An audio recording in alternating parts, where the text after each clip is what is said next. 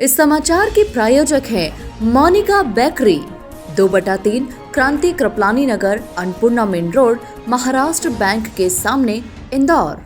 इस न्यूज के प्रायोजक हैं दास बेकर्स, स्थान Shiv Shakti villa, plot number 87, scheme number 103, दुकान नंबर 2, केशरबाग ब्रिज के पास, इंदौर।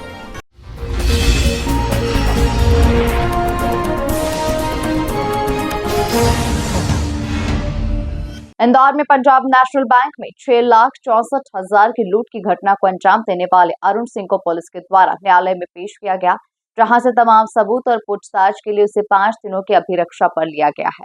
पूछताछ में ये बात सामने आई है कि आर्थिक तंगी और अन्य कई कारणों के चलते उन्होंने इस वारदात को अंजाम दिया। बता दें कि इंदौर के विजयनगर स्थित पंजाब नेशनल बैंक में पिछले दिनों लूट की वारदात को एक व्यक्ति के द्वारा अंजाम दिया गया था, जिसके बाद पुलिस ने तमाम सीसीटीवी फुटेजेस और अन्य सबूतों के आधार पर बाणगंगा थाना क्षेत्र के कॉलोनी में पहुंचकर आरोपी के घर से 3 लाख नकद, बंदूक और तमाम वस्तुएं बरामद की थी।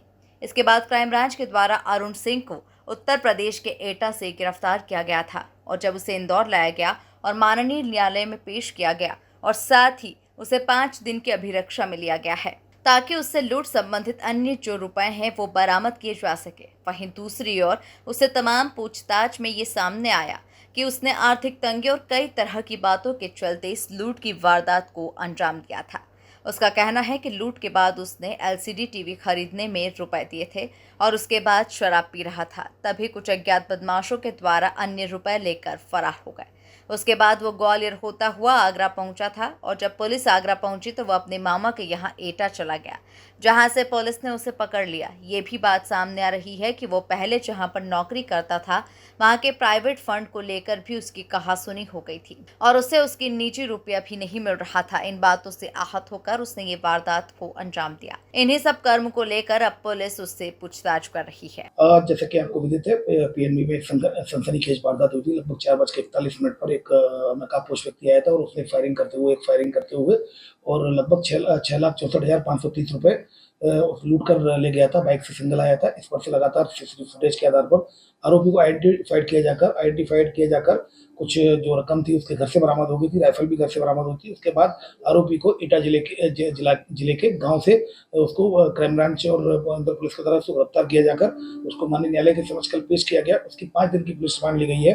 पूछताछ में उससे अभी जो कैश जो अभी रिकवर किया जाना उसके बारे में पूछताछ की जा रही है। उसके द्वारा ये बताया गया था कि वो यहाँ से वारदात करने के बाद घर में कुछ कैश रखकर और एक टीवी का जो पेमेंट था वो करके उसके बाद सीधे वहाँ से निकला और वहाँ पर जो झाबुआ टॉवर्स है वहाँ पर संजय ट्रेवल्स की बस लेकर वो आगरा गया और आगरा से उसने बस चेंज करते हुए ग्वालियर गया। ग्वालियर से बस चेंज की और आगरा और मैनपुरी होते हुए अपने जो सिस्टर के यहाँ सहरा जो गांव है वहाँ पर गया था। वहाँ पर भी क्राइम ब्रांच की तलाश पड़ी तो वहाँ से वो भागा। फिर उसके बाद वो एटा जिले के एक गाँव में जहाँ उसके मामा रहते हैं, रिश्तेदार रहते हैं, वहाँ पर वो गया।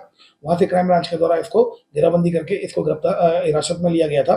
फिलहाल अभी इसको पुलिस रिमांड में और भी पूछताछ की जा रही है। इसके द्वारा ये बात भी बताई गई है कि इसके साथ ऑटो में कुछ लोगों ने जब इसने साथ ड्रिंक कर रखी थी तो कुछ 2-3 लोगों ने ऑटो में उसके साथ मारपीट की थी और पैसे छुड़ाए थे। इसकी विश्वसनीयता पर अभी सवाल खड़े हुए हैं और इस पर पूछताछ और की जा रही है। कोई स्पष्ट बात सामने नहीं आई है। इसके द्वारा ये भी बताया जा रहा है कि कहीं ना कहीं वो कर्ज से परेशान था। कर्ज से परेशान होने की वजह से उसने ये घटना की गई है। इस सभी संबंध में इन्वेस्टिगेशन में सभी उसको रिकवरी के प्रयास किए जा रहे हैं और इसमें स्पष्ट कारण का भी पता लगाया जा रहा है। सर, महिला इसकी जो पत्नी में बच्ची लूट में बच्ची और उनके माँ को उसकी मतलब पत्नी को किसी प्रकार की कोई जानकारी नहीं थी। सर, ऐसा ही बताया जा रहा है कि कैम पेट्रोल देख के इसने वारदात को अंजाम देने तो अभी अन्य कारणों का भी खुलासा होने की संभावना है।